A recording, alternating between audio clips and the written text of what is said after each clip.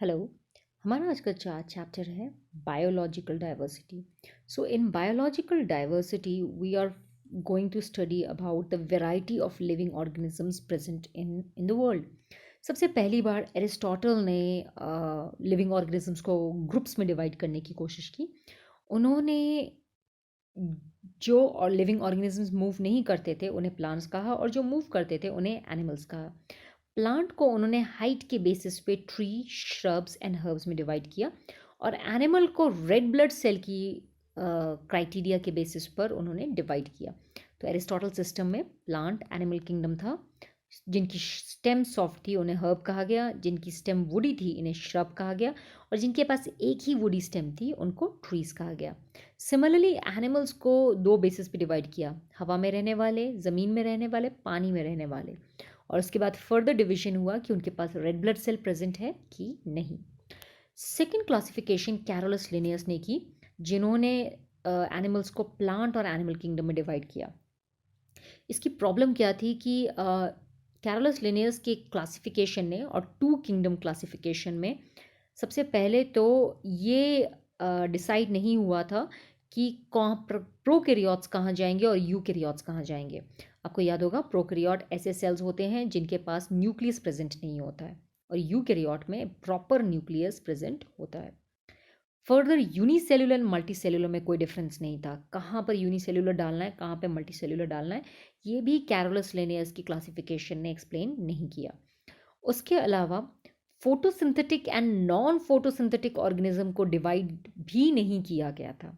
इसके अलावा Carolus Linnaeus के क्लासिफिकेशन में वायरसेस, वायरॉइड्स, ट्रायॉन्स एंड लाइकन्स के लिए कोई भी जगह नहीं थी।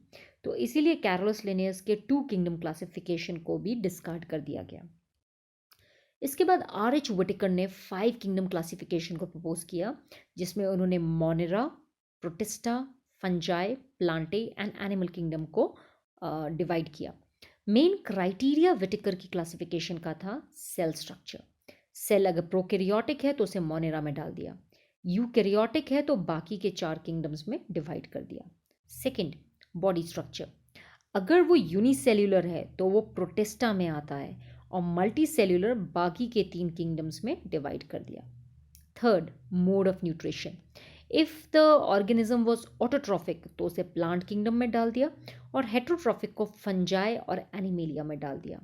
इसके अलावा रिप्रोडक्शन एंड फाइलोजेनेटिक रिलेशंस यानी कि एवोल्यूशन के बेसिस पर भी ऑर्गेनिजम्स को डिवाइड किया गया था। Now let's talk about the first kingdom, the Monera. In the Monera there are usually prokaryotic bacteria, जो फोटोसिंथेटिक भी हो सकते हैं और कीमोसिंथेटिक भी हो सकते हैं।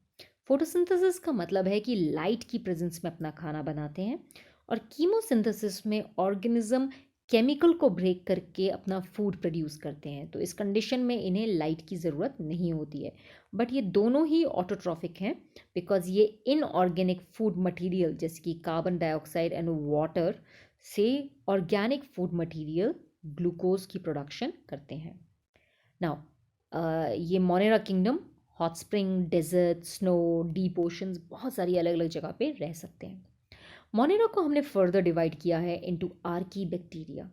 आर्की बैक्टीरिया बहुत स्पेशल होते हैं because they can live in harsh habitat, जैसे कि बहुत नमकीन पानी जिन्हें हम हैलोफाइल्स कहते हैं, गरम हॉट वाटर स्प्रिंग्स जिन इस तरह के बैक्टीरिया को हम थर्मो एसिडोफाइल्स कहते हैं, और मार्श दलदल जैसे एरिया में जिन्हें हम मिथानोजेंस कहते हैं।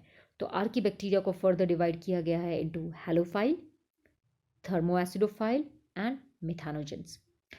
इन आर्की बैक्टीरिया की सेल वॉल बहुत ही हार्ड होती है, जिसके वजह से ये इन हार्श कंडीशन में सर्वाइव कर सकता है। मिथानोजेंस के बारे में अगर बात करें तो ये ज़्यादातर गाय और बफेलो के इंटेस्टाइन में प्रेजेंट होता है, और अक्सर मीथेन गैस यानी कि carbon dioxide and CH4 produce करता है।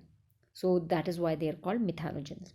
ये हमारे आर्की बैक्टीरिया के एग्जाम्पल हैं, मिथानोजेंस जो सीवेज में पाए जाते हैं, थर्मो एसिडोफाइल जो हॉट एसिडिक स्प्रिंग्स में पाए जाते हैं, और हैलोफाइल्स जो सॉल्ट लेक्स में पाए जाते हैं। अगर हम नेक्स्ट टाइप के बैक्टीरिया को डिस्कस करें तो हमारे पास आता है यू बैक्टीरिया, जिसे ट्रू बैक्टीरिया के नाम से भी जानते हैं। अक्सर इनके पास सेल वॉल होती है और एक या एक से ज़्यादा फ्लैजेला प्रेजेंट होता है। आप देख सकते हैं there is a cell wall. Cell wall के बाद एक प्लाज्मा मेम्ब्रेन है जिसमें मीजोजोम प्रेजेंट हो सकता है। अंदर आप देख सकते हैं एक सिंगल डीएनए है जिसे न्यूक्लियोइड कहते हैं। कुछ 70s राइबोसोम्स प्रेजेंट है। उसके अलावा कुछ प्रोटीन स्ट्रक्चर्स प्रेजेंट हो सकते हैं। एक सिंगल फ्लैजेला प्रेजेंट है और सेल वॉल के बाहर एक कैप्सूल या एक स्लाइमी लेयर प्रेजेंट है जो उसे प्रोटेक्ट कर सकती है। कभी कभी डीएनए का एक एक्स्ट्रा सर्कुलर स्ट्रक्चर भी प्रेजेंट हो सकता है जिसे हम प्लाज्मिड के नाम से जानते हैं। सो यू बैक्टीरिया को फर्दर डिवाइड किया जाता है into chemosynthetic bacteria and photosynthetic bacteria. So chemosynthetic bacteria वो होते हैं जो नाइट्राइट और अमोनिया का इस्तेमाल करके खाना बनाते हैं और एटीपी की प्रोडक्शन करते हैं। अक्सर ये bacteria nitrogen, phosphorus, iron and sulphur को रिसाइकल भी करने में मदद करते हैं। हेटरोट्रॉफिक बैक्टीरिया अक्सर डिकम्पोजर्स होते हैं जो दही बनाने में मदद करते हैं, एंटीबायोटिक्स बनाने में मदद करते हैं और नाइट्रोजन फिक्सेशन में मदद करते हैं। यानी कि हवा से नाइट्रोजन लेकर उसे नाइट्रोजन कंपाउंड में कन्वर्ट करते हैं जैसे नाइट्रेट, नाइट्राइट एंड अमोनिया। इसके अलावा ये बैक्टीरिया बीमारियां भी कॉज कर सकते हैं। तो आज के लिए इतना ही करते हैं। Thank you and have a nice day.